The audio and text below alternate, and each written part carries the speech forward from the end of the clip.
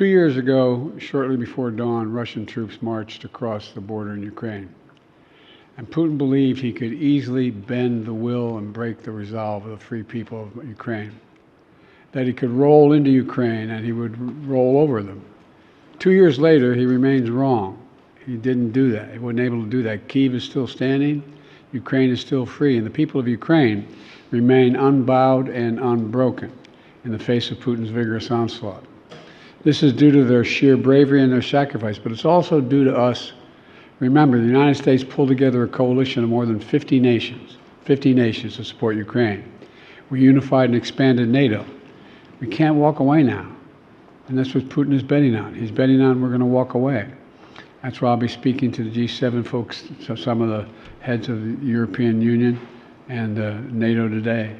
That's why I'm announcing more than 500 new sanctions in response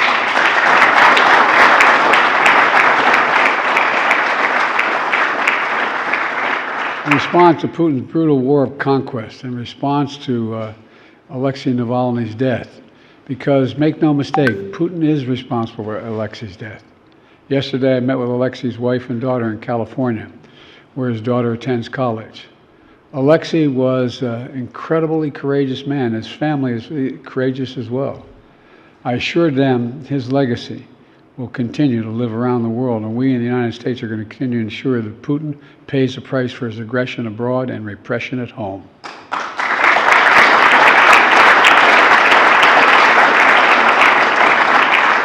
But let me be clear. The House of Representatives must pass the bipartisan National Security Bill. The bill provides urgent funding for Ukraine, and it passed overwhelmingly in the Senate. And there's no question, none, if the Speaker called for a vote in the House, it would pass easily today. Instead, they went on vacation. I mean, it's just, well. Look, folks, all kidding aside, history's watching. The clock is ticking. Brave Ukrainian soldiers and civilians are dying. Russia is taking Ukraine territory for the first time in many months. But here in America, the Speaker gave the House a 2-week vacation. They have to come back. They have to come back and get this done. Because failure to support Ukraine in this critical moment will never be forgotten in history. It will be measured, and it will have impact for decades to come. And I want to thank all you governors here and I urge you, if you agree with me, and many of you do, to urge your congressional representatives to force this bill to be brought up. America can be relied upon. America stands up for freedom.